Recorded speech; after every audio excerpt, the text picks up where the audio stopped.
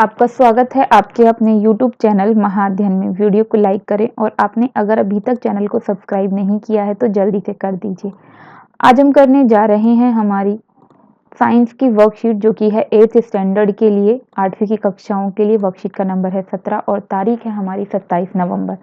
याद है आपको, हमने पिछली वर्कशीट में धातु और अधातु के बारे में पढ़ा था। उनके भौतिक गुणों को हमने दोहराया था, रिवीजन की थी। और आज हम धातुओं और अधातुओं के रासायनिक गुणों के रिवीजन करेंगे, क्योंकि ये हम पढ़ चुके हैं और हमने बहुत सारी वर्कशीटों में इनके बारे में पढ़ा, तो हम कुछ भूल तो नहीं गए। और अगर भूल भी गए हैं तो एक बार उनको दोहरा लें तो बहुत बढ़िया है। और इसीलिए ये वर्कशीट जो पिछली बार थी और इस बार की भी, हमने अब तक जो कुछ इनके बारे में पढ़ा, हम उनके बारे में दरअसल रिवीजन कर रहे हैं। तो चलो आज रासायनिक गुणों की रिवीजन कर लेते हैं, धातु और अधातुओं के बारे में।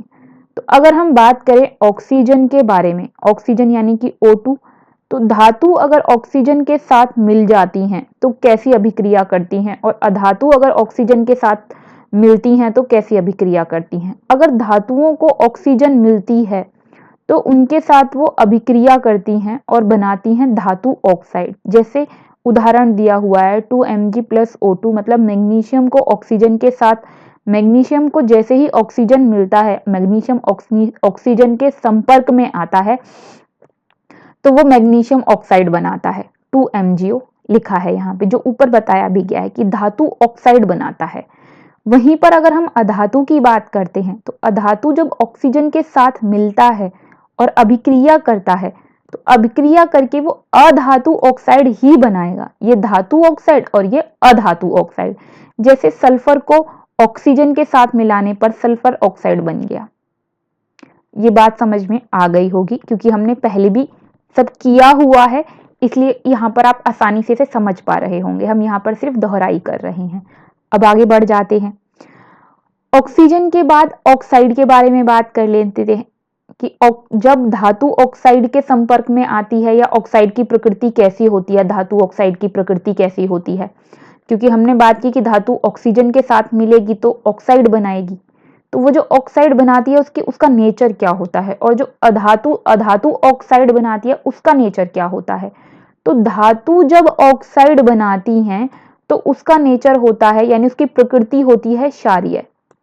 याद रखना है कि धातुएं ऑक्सीजन के साथ मिलकर जो धातु ऑक्साइड बनाती हैं उनका स्वभाव या उनकी प्रकृति क्षारीय होती है, जबकि अधातु जो ऑक्साइड बनाती हैं उनकी प्रकृति हमेशा अम्लीय होती है।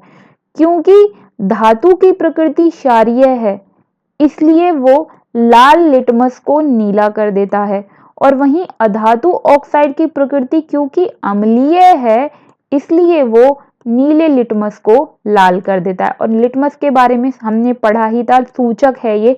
सूचकों के बारे में भी हमने एक लंबी बातचीत की थी एक वर्कशीट के जरिए, जिसमें हमने ये समझा था कि सूचक किस तरीके से हमें ये पता लगाने में मदद करते हैं कि क्षारीय है पदार्थ या अम्लीय है, और क्षारीय में किस तरीके से लाल लिटमस नीला होता है और अम्ल में नीला लिटमस लाल होता है।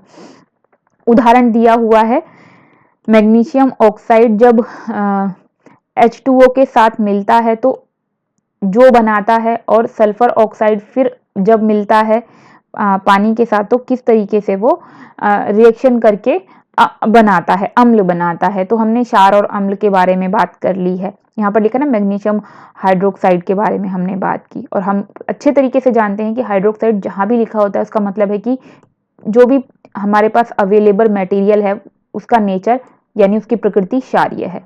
अब नेक्स्ट की तरफ बढ़ जाते हैं। जब धातु जल के संपर्क में आती है यानी H2A के संपर्क में आती हैं तो वो अभिक्रिया करके हाइड्रोक्साइड और हाइड्रोजन गैस बनाती हैं। लेकिन अधातु जब जल के संपर्क में आती है तो वो उसके साथ कोई भी अभिक्रिया नहीं करती। तो धातु जल के साथ अभिक्रियाशील होती हैं और अधातु जल के साथ अभिक्रियाशील नहीं होती हैं। यही बात हम बात कर रहे हैं धातुओं के बारे में कि धातु जब अम्ल के साथ अभिक्रिया करती हैं तो वो बनाती हैं लवण और हाइड्रोजन गैस, और साथ में पॉप ध्वनि के साथ जलने लगती हैं। तो कुल मिलाकर अगर हम ये कहें, धातु को अम्ल के साथ अगर हम मिलाएंगे तो लवण और हाइड्रोजन H2 हाइड्रोजन गैस बनेगी और वो पॉप ध्वनि के साथ जलती भी है। यहाँ पे फॉर्मूले से भी हमें ये दिखाया गया है कि सोडियम को हाइड्रोक्लोरिक 2Na को 2HCl के साथ मिक्स किया तो 2NaCl और H2 बन गया। NaCl लवण है और H2 हाइड्रोजन गैस बन गई, ये हमने देख लिया। Na सोडियम हमारी धातु थी और ये हाइड्रोक्लोरिक हमारा अम्ल है HCl। अब यही बात जब हम अधातु के बारे में देखते हैं तो अधातु अम्ल के साथ अभिक्रिया नहीं करती हैं। इसी बात को हम क्षार के बारे में भी पढ़ लेते हैं। जब धातु क्षार के साथ मिलती हैं तो अभिक्रिया करके लवण और हाइड्रोजन गैस बनाती हैं। धातु को क्षार के साथ मिलाया, लवण और H2 बन गया। तो एक तरीके से अगर हम देखें तो हमने कुल मिलाकर कुछ एक जैसी बात पढ़ी और यहाँ पर हमने पढ़ा था, हमने पिछली वर्कशीट में भी ये पढ़ा था कि अधातु को अगर क्षार से मिलाया जाएगा तो अभिक्रिया बहुत जटिल होगी, मतलब बहुत मुश्किल ही होगी। तो कुल मिलाकर अभी हमने जो बातें पढ़ी हैं एक बार रिवीजन कर लेते हैं और रिवीजन को दोबारा रिवीजन कर लेते हैं। धातु को ऑक्सीजन के साथ मिलाएंगे तो धातु ऑक्साइड बनेगा, अधातु के साथ मिलाएंगे तो अधातु ऑक्साइड बनेगा। वहीं जब हमने बात की कि जो धातु ऑक्साइड है उसकी प्रकृति क्षारीय होगी और अधातु ऑक्साइड की प्रकृति अम्लीय होगी। धातु क्षार के साथ और अम्ल के साथ दोनों के साथ ही मिलकर लवण और हाइड्रोजन गैस बनाती है, ये आपको ध्यान रखना है। और वहीं अधातु के बारे में आपको ध्यान रखना है कि अधातु अम्ल से अभिक्रिया नहीं करती है और क्षार के साथ अभिक्रिया बहुत जटिल होती है। और साथ में जो रह गया बीच में जल, धातु जल के साथ मिलकर हाइड्रोक्साइड और हाइड्रोजन बनाती हैं, जबकि अधातु कोई भी जल के साथ अभिक्रिया नहीं करती हैं। तो कुल मिलाकर हमने 5 रासायनिक गुण पढ़े हैं जिनको हमने एक साथ पढ़ लिया है और मुझे लगता है आपको ये रिवीजन के साथ साथ याद हो गए होंगे।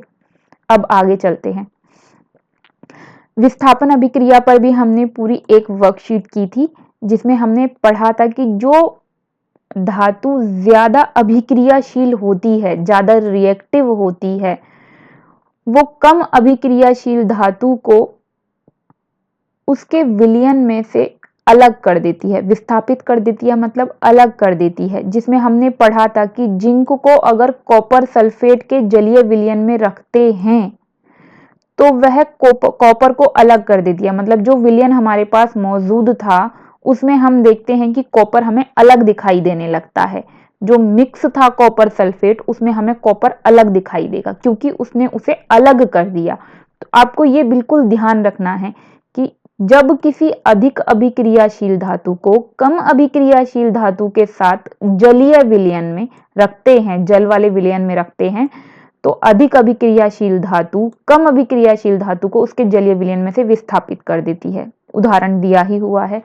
साथ में आपको याद रखना है, जब हमने ये वर्कशीट की थी अभिक्रियाशील धातुओं वाली, रिएक्शन वाली, तब हमने ये भी पढ़ा था कि अगर जैसे यहाँ पे लिखा है अधिक अभिक्रियाशील धातु कम अभिक्रियाशील धातु को उसके जलीय विलयन में से विस्थापित कर देती है। बिल्कुल इसी तरीके से इसका उल्टा अगर हम कर देते हैं, कम अभिक्रियाशील धातु जो है वो अधिक अभिक्रियाशील धातु के साथ रख दी जाती है तो वो कुछ भी नहीं करती, कोई भी रिएक्शन वहां पे, कोई भी अभिक्रिया वहां पर नहीं होती है। तो एक धातु दूसरी धातु को जलीय विलयन में से तभी अलग कर सकती है जब वो उससे ज्यादा अभिक्रियाशील हो। अब बढ़ जाते हैं आगे और देखते हैं हमने क्या सीखा। क्या होता है जब धातुएं अम्ल से अभिक्रिया करती हैं। तो अब हमने पढ़ा ही कि धातु अगर अम्ल के साथ अभिक्रिया करेगी या क्षार के साथ अभिक्रिया करेगी तो दोनों ही स्थिति में वो क्या बनाती है, वो बनाती है लवण और हाइड्रोजन गैस। और हमने अम्ल के बारे में खास बात ये पढ़ी थी कि वो अम्ल के साथ जब मिक्स करती है तो पॉप ध्वनि के साथ जलती है। यहाँ पे ये अम्ल का हमल हो गया है, इसे ठीक करके अम्ल कर लीजिएगा। मैं इसे यहाँ पर मैंने इसे कट कर दिया है ताकि आपको याद रहे कि इसे आपको ठीक करना है। यहाँ पर अम्ल है, आपको ये याद रखना है, इसे ठीक करके लिख लीजिए अम्ल। दूसरा प्रश्न हमसे पूछा गया है, आप यह कैसे जांचेंगे कि धातु के ऑक्साइड की प्रकृति क्षारीय होती है। तो इसे जांचने के लिए हमें करना सिर्फ ये है कि लिटमस पेपर से हम उसे चेक करेंगे। लाल लिटमस पेपर अगर नीला हो जाता है तो मतलब धातु ऑक्साइड की प्रकृति क्षारीय थी या है। फिर अम्ल और क्षार का नाम बताना है, एक अम्ल का नाम बताना है और एक क्षार का नाम बताना है। तो बहुत सारे अम्लों के नाम हम जानते ही हैं, जिसमें से हमने एक लिख दिया हाइड्रोक्लोरिक अम्ल, एक क्षार का नाम लिख दिया सोडियम हाइड्रोक्साइड। दोनों ही नाम हमारी वर्कशीट में दिए हुए थे, वही नाम हमने यहाँ पर लिखे हैं। फिर चौथा प्रश्न हमसे पूछा गया है, रासायनिक गुणों के आधार पर धातु और अधातु दोनों में अंतर बताना है हमें। तो अंतर बता देते हैं, और वो अंतर हमें बताने हैं रासायनिक गुणों के आधार पर। तो हमने 5 अंतर पढ़े हैं, अगर हम पीछे वर्कशीट में चलें तो ये पूरी वर्कशीट में हमने अंतर ही पढ़े हैं, तो इसलिए मैंने अलग से इनका उत्तर लिखकर तैयार नहीं किया है। आप इन 5 जो हमने अंतर पढ़े थे इनमें से कोई भी 2, 3 या 5 लिख सकते हैं। वैसे मैं तो यही बोलूंगी कि आप यहाँ से ये पूरी वर्कशीट के जो 5 पॉइंट थे आप इन्हें लिख कर रखें, क्योंकि ये आगे आपके लिए हेल्पफुल होंगे, तो इसलिए आप इन्हें वहां से लिख लीजिए। अब बात करते हैं चौथे प्रश्न की, कौन सी गैस पॉप ध्वनि के साथ जलती है। तो हमने बात की हाइड्रोजन गैस पॉप ध्वनि के साथ जलती है। तो ये थी आज की वर्कशीट। मैं उम्मीद करती हूँ इस वीडियो के द्वारा आपको ये वर्कशीट समझने में और आपका होमवर्क करने में मदद मिली होगी। मेरे प्यारे विद्यार्थियों, अगर आप चाहते हैं महाअध्ययन आपके लिए इसी तरह वीडियोस बनाता रहे और आप तक पहुंचाता रहे, तो ज़रूरी है कि महाअध्ययन चैनल चलता रहे, जिसके लिए ज़रूरी है कि आप उसे लाइक शेयर करते रहें और उस पर सब्सक्राइबर्स बढ़ते रहें।